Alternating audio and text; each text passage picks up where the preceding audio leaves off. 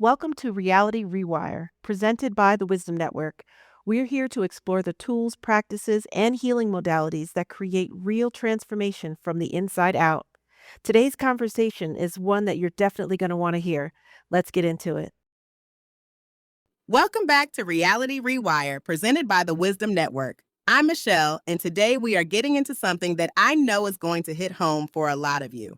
Have you ever been right on the edge of something amazing, like you could literally feel the breakthrough coming, and then somehow, some way, you ended up pulling back, blowing it up, or just disappearing on yourself?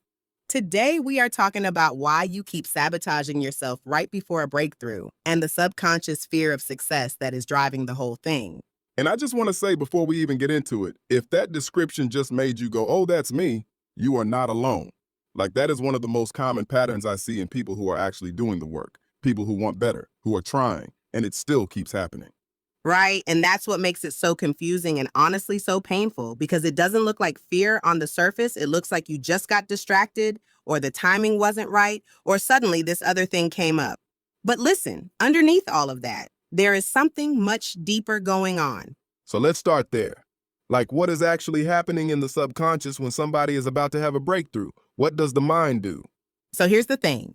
The subconscious mind, its whole job, its entire mission is to keep you safe. And it defines safe based on what it already knows, what's familiar, what you've already survived. So when you start moving towards something new, something bigger, something that your nervous system doesn't have a reference point for, the subconscious goes into protection mode. Even if the new thing is good.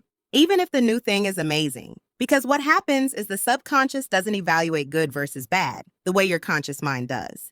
It evaluates known versus unknown. And the unknown, no matter how beautiful it looks, registers as a potential threat. That's wild when you really sit with that. Like your own brain is out here treating your dream like a danger zone. Exactly. And this is why people who have been struggling for a long time can sometimes feel more comfortable in the struggle than in the solution, because the struggle is what they know. The struggle has a shape. It's predictable. And the success is this open, uncharted territory that the subconscious has no map for. Right. So the sabotage isn't random. It's not weakness. It's the subconscious doing what it was designed to do. That's the work right there in that sentence. When you stop seeing sabotage as a personal failure and start seeing it as a programmed response, everything shifts, because now you're not fighting yourself, you're understanding yourself. Okay, so let's talk about what this actually looks like. Because I think some people might not even recognize when they're doing it. Like, what are the signs? So the classic ones are procrastinating when you're right at the finish line, getting sick or suddenly exhausted right when a big opportunity shows up, starting unnecessary drama in your relationships when things are actually going well, spending money on something random right before a financial breakthrough, picking a fight with the person who is in your corner. Oh, that last one. That one is sneaky because you think you're just having a conflict. You don't realize you're actually pushing away the support that's helping you move forward. So sneaky. And here's another one. This one is real common. Suddenly questioning everything. Like you were clear, you had momentum, you had a plan, and then out of nowhere, you're like, but is this even right for me? Maybe I should start over. Maybe I should research more. That's not discernment. That's the subconscious pumping the brakes. That fake discernment is real. I feel that one personally. And I think it's hard to catch because it sounds so reasonable in your head. It sounds so logical. That's why it works. The subconscious is smart. It will dress the fear up in logic so you don't even question it. So let's go deeper into the fear of success piece, because I think that phrase, fear of success, sounds almost counterintuitive to people. Like, who is scared of succeeding? Honestly, a lot of us. And here's why. Success comes with exposure. When you succeed, people see you. More people have opinions about you. You might outgrow certain relationships, certain spaces, certain versions of yourself that you've been holding on to.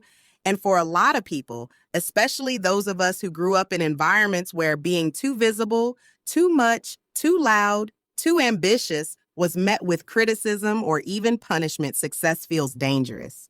That's deep, because you're saying the fear isn't really about success itself. It's about what success represents. Like what might change, what might be lost, who might not come with you. Yes, and there's also the responsibility piece, because when you succeed, there's a new standard. You've raised the bar for yourself. And now you have to maintain it, grow it, live up to it. And if somewhere inside you, you don't believe you actually deserve it or can sustain it, the subconscious will try to take you out before you have to face that fear head on. So it's like, better to never get there than to get there and lose it, or get there and be exposed as someone who doesn't belong there. You just described imposter syndrome in its rawest form, and that is deeply tied to self-sabotage. It is underneath so much of this. So what is actually creating these subconscious programs? Like, where does it come from? So much of it comes from childhood. The things we were told, the things we witnessed, the things we experienced before our rational mind was even developed. If you grew up watching a parent self-destruct every time things got good, you might have a subconscious belief that getting too high leads to crashing. If you were ever shamed for wanting more or told you were getting above yourself or saw ambition punished in your family or community, those experiences became beliefs. And beliefs run the show. And we're talking about stuff people often don't even consciously remember, like it's sitting underneath the surface running the whole operation. Running the whole operation quietly, consistently, and very effectively until you bring it into the light. Okay, so let's get into the practical side, because I know people are listening like, all right, I see myself in this. Now what do I actually do? So the first thing is to just get honest about your pattern. Like actually map it out. Think about the last 2 or 3 times you were close to something and it fell apart. What happened right before? What did you do or not do? What thought came up? Start to see the shape of your pattern, because once you can see it, it has less power over you. That's real. Awareness is not the whole solution, but it is the door. You can't walk through what you can't see. The second thing is to start working with your nervous system, not just your mindset. Because this is not just a thoughts problem. It lives in the body. So practices like breath work, somatic movement, even just slowing down and noticing where you feel tension when you think about succeeding, those things matter. You are teaching your body that it is safe to expand. And I'd add journaling to that, like asking yourself, what do I think will happen if I actually succeed? And just letting whatever comes up come up without judging it. Some real stuff can surface that way. Yes, because that question bypasses the rational mind and gets to the belief underneath. And the third thing I want to say is find someone to do this with: a coach, a healer, a hypnotherapist. Because a lot of these programs are deeply embedded, and trying to rewire them completely on your own is like trying to do surgery on yourself. You can't always see what you can't see, and having someone skilled hold that space for you changes everything. And this is actually where I want to bring up the Wisdom Network, because what Michelle just described is exactly what the practitioners there are trained to do. Like, these are real healers, coaches, and hypnotherapists who specialize in exactly this kind of deep work. And if you've been trying to push through on your own and keep finding yourself back at square one, it might be time to let someone walk alongside you who knows this terrain. And what I love about the Wisdom Network is that it's a real community of people who take this work seriously.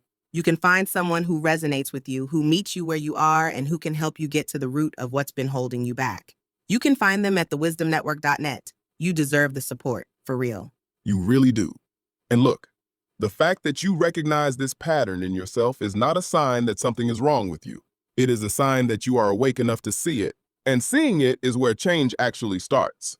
That is everything. So wherever you are right now, whether you're right on the edge of a breakthrough or you've just sabotaged another one and you're trying to figure out what happened, this episode is for you. You can change this. The pattern is not permanent. It is just a program, and programs can be rewritten. That's what we're here for, every single week. Keep rewiring. And if you are ready to stop doing this alone, we have an incredible community of healers, spiritual life coaches, and hypnotherapists at the Wisdom Network who are ready to meet you exactly where you are and take you somewhere completely new. That's right. Head over to thewisdomnetwork.net, find your practitioner, and take that powerful leap forward.